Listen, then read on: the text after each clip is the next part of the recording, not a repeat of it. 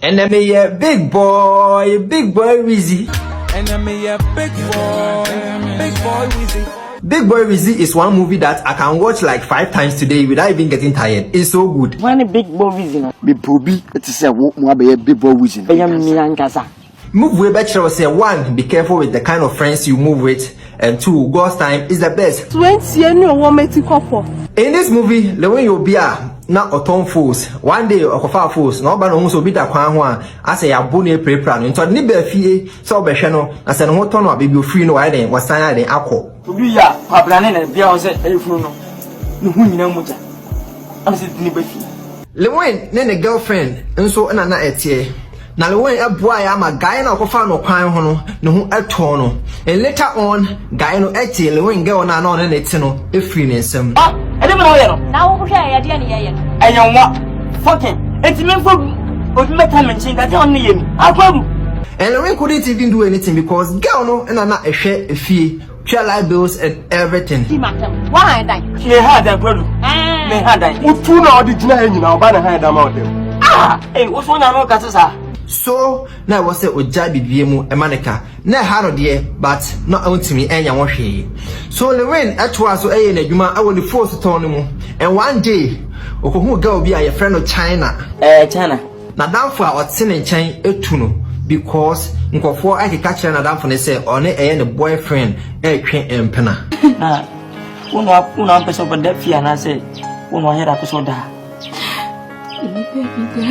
Lil Win etie girl no story na girl the story no eka no na ye ne ya until Lil Win took the girl say ometena ne nchen. So basically girl no ebe ye Lil Win girlfriend. Oh, that's it. Bro. Oyande. Me ye bro ne dey. You try to send the kwabuji.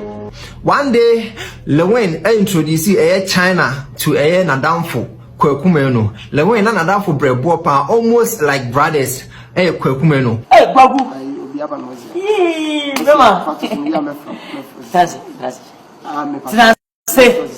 In this movie, Kwaku Manu is an artist or wosika or tour around the world like or a huge artist. Nyoko.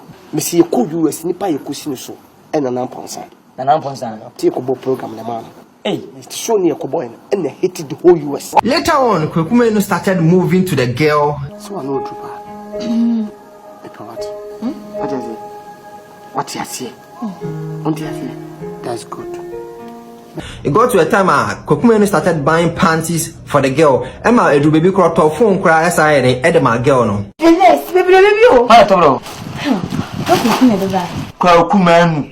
Emma Lil Win kura bufu ye ekototo pants no kura ebo Kwaku Manu. Kwaku ni jimfo som je pants no. Ji best fa o was to fi. Fa ko mo se was. Di ko mo se. Fa mo se.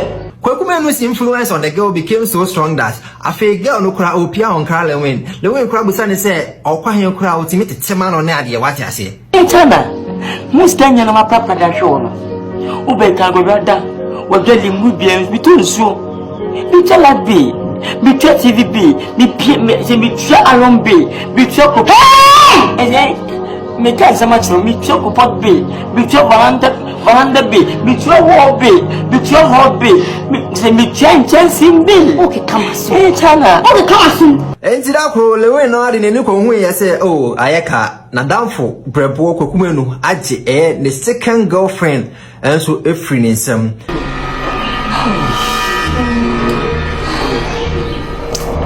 What a shock. Oh. And also arewa was then omontem etete. Kwaku me yankuno. Asim says na kabima me na sisi ba na mamia. Na wuye ni. And I want you to know that China living Lil Win no, it wasn't only from Kwaku Manu. Friends' influence also was part of it. Hey, nipa wa shawa. Hey, that's it out here. Wanga sa wonwene. Ana so wonwene. Mumienu nyina amusia nyina monwene. Nti asema ye kai na obedi atem. Menya musan hwewusu ene wo ban ene wo yabia wutim. Na senyankopon aboa wo. Wonya obi obonwom. Superstar. Wompe de oton phones. Director bi ebehu Lil Win say opo bi deny a movie and Lil Win is a perfect fit. Ninti a me ba eni say story na ma tro na me ba be no. Me hia obi a oluki funny. to me actually here to say okay ni mama for so no guy we serious because or funny and director wants someone who looks funny. As you come me control me mabu no concert mo. Lil Win wasn't buying the idea, but finally he understood and it happened. And then person be nice and akwa. Obedi dey Nyamutu ni abete bia. So Kojo Kansa Lil Win became a big star. When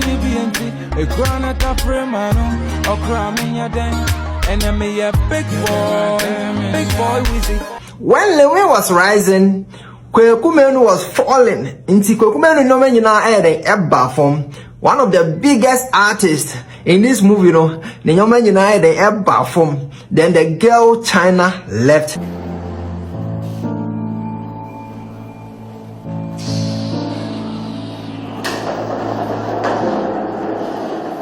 China went back to her previous state. Swenty any woman to couple. The arasa of the old bodambi. My son called many that's myself one white. Me. And it even got to a time at China as I call Lil Win was a ombuano, so bayano, errand girl cramp or small man up a penny few on the idea crowd obey. China need money. Meaning that's one money. Be careful with the kind of friends you move with. Girl